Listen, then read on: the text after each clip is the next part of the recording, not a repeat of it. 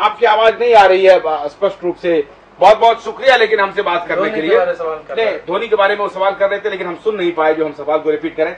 लेकिन सचिन तेंदुलकर अगर परफॉर्म बढ़िया करते हैं नवीन जी, तो उनको ओपनिंग कराया जाना चाहिए निश्चित तौर पर। देखिए, सचिन तेंदुलकर या अश्विन, सहवाग या धोनी, ये बराबर जब भी इनके क्रिटिसिज्म हुए हैं, मुझे याद है सचिन तेंदुलकर ने एक बात कही थी कि द प्लेयर को जो है उनको क्रिटिसिज्म से नहीं घबराना चाहिए, और उनका जो परफॉर्मेंस है that should be the talking point, कि वो परफॉर्म जब करेंगे तो वही रिप्लाई होगा, वो ही जवाब देगा उनका परफॉर्मेंस। तो जिस तरह से देखिए आज फर्स्ट इनिंग में, खास करके इस मैच में, मुरली विजय और वीरेंद्र सहवाग दोनों इनिंग में जल्दी चले गए। तो फर्स्ट इनिंग में जब आउट हुए तो मैं देख रहा था कि तुरंत आए, उन्होंने फर्स्ट ओवर में ही 3-4 लगाए, and the moral of the whole team and Australia का मोरल डाउन हुआ। तो आप ये मानते हैं कि सचिन में वो कुवत है कि अगर उनको ओपनिंग कराई जाए तो मोरल अपनी विपक्षी टीम की ध्वस्त कर सकते हैं? देखिए, इस पे कोई सवाल नहीं। दुनिया का महानतम बल्लेबाज के लिए इस तरह का सवाल अभी उनके साथ ये है कि वो रिटायरमेंट ले चुके हैं, तभी हम सवाल कर रहे हैं। उन्होंने रिटायरमेंट का क्या आर्गुमेंट दिया?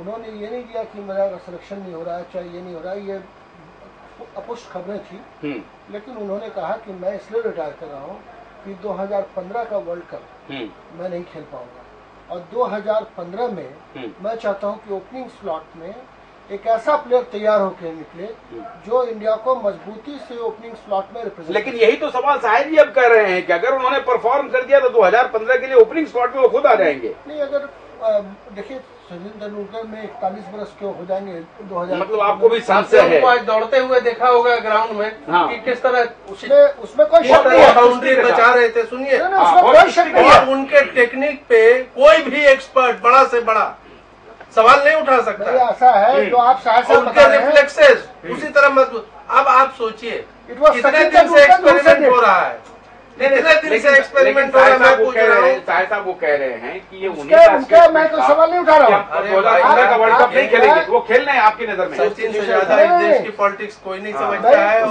बोर्ड का क्रिटिसिज्म से घबराते नहीं है। नंबर 1। नंबर 2, मैं सबसे एक प्रश्न मैं प्रश्न पूछना चाह रहा हूँ। आप ये इशारा कर रहे हैं कि सचिन पॉलिटिक्स का शिकार होकर के उन्होंने तंग आकर के कहा कि हम इस्तीफा हम नहीं खेलेंगे। पॉलिटिक्स का शिकार तो ये मैं नहीं कहूंगा, लेकिन जिस राष्ट्र रोग से सब पीड़ित है, सचिन तेंदुलकर भी पीड़ित है। क्रिटिसिज्म होने लगा। आज भी सहवाग एक एंड पे, दूसरे पे सचिन, दोनों मैच विनर है इस देश के। लेकिन आपके अगर आपके हिसाब से चले तो न्यू कमर्स के लिए तो जगह ही नहीं है। नहीं, आप लगातार फेल होते रहे। अरे न्यू को आने नहीं, न्यू कमर को लाने का क्या मतलब है कि आपका सबसे परिपक्व और सबसे मजबूत खिलाड़ी छांट दे? तो ये न्यू कमर का लाने का क्या मतलब है? ठीक है, ये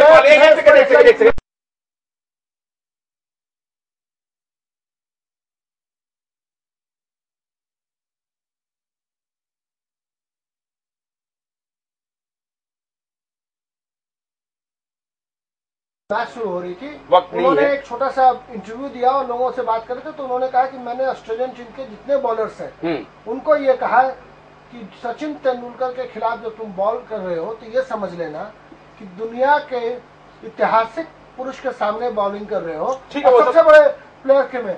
बोला कि इसके प्रीवियस और नहीं, हमारा सवाल लेकिन नवीन जी आपसे ये है कि क्या आपको भी लगता है कि क्रिकेट कंट्रोल बोर्ड के पॉलिटिक्स से नहीं मानते? कमल जी, क्या आप मानते हैं कि सचिन तेंदुलकर बोर्ड की पॉलिटिक्स से तंग आकर के उन्होंने भी एक पासा फेंक दिया है? देखिए, साहिर जी ने शुरू में कहा था जब ये बहस शुरू हुई थी कि इस पूरी क्रिकेट पर बॉम्बे की लॉबी हावी है, और सचिन तेंदुलकर उस बॉम्बे की लॉबी के चहेते प्यारे बच्चे हैं। तो सचिन तो उस लॉबी से और पॉलिटिक्स से मतलब वो बहुत गूढ़ अर्थ में वो जानते हैं क्रिकेट कंट्रोल बोर्ड की पॉलिटिक्स को, वो जानते हैं। और पूरी लॉबी के ऊपर बीसीसीआई पर अगर कब्जा है तो वो बॉम्बे का बहुत बड़ा है, और तेंदुलकर के साथ तो पॉलिटिक्स नहीं हो सकती। लेकिन अब तो इसी वजह जो अगर डी कंपनी की हम बात करें कि गैंगबाजी की, तो गैंगबाजी भी नहीं हो सकती और एज ए प्लेयर नहीं हो सकती। पॉलिटिक्स जरूर है इंडियन पॉलिटिक्स बीसीसीआई में, और क्रिकेट में, लेकिन इतनी भी नहीं है कि जो प्रतिभाशाली खिलाड़ी हैं उनको राज्यसभा में नॉमिनेट होगा दूसरे दिन उनको छाट देगा। चलते चलते बोल दीजिए कि इतने बड़े खिलाड़ी जिनको भारतीय राजनीति सलाम करती है और उनको राज्यसभा में नॉमिनेट करती है, लेकिन वो खुद क्रिकेट कंट्रोल बोर्ड की पॉलिटिक्स में से आज ही जा जाए और कहे कि मैं जी हमें वनडे से संन्यास। हमें ये भी नहीं बोलना चाहिए हाँ कि हमारे देश में मैच फिक्सिंग भी होती रही है।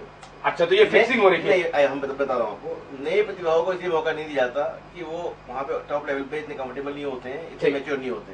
पुराने खिलाड़ी मैच्योर सचिन के बारे में बता दीजिए। वो पूरे खिलाड़ी होते हैं हर लेवल पे, और उनको खिलाड़ी होते हैं। तो इसलिए कुमार को अभी जगह दी गई, वो एंट्री की गई, ऐसा वक्त नहीं है हमारे पास। अभी वेट कर रहा है, अब दरवाजे पे हमारा जी वेट कर रहे हैं।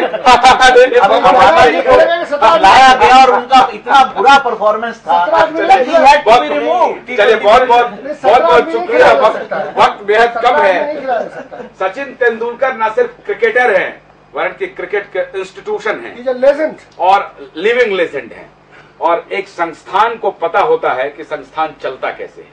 इसलिए साहे साहब जो इशारा कर रहे थे कि राजनीति सचिन समझते हैं और भारतीय क्रिकेट कंट्रोल बोर्ड की पॉलिटिक्स से हो सकता है कि तंग आकर के उनमें ऐसी मंशा हो कि 2015 का क्रिकेट मुझे खेलना नहीं है, वर्ल्ड कप, तो हम संन्यास ले लेते हैं। नवनीत कसाना जी बहुत गूढ़ बात उन्होंने अभी कहा कि छोटे खिलाड़ी तो समझ नहीं पाते हैं पॉलिटिक्स को, लेकिन जो बड़े धुरंधर होते हैं वो ऊपर के खेल को समझते हैं।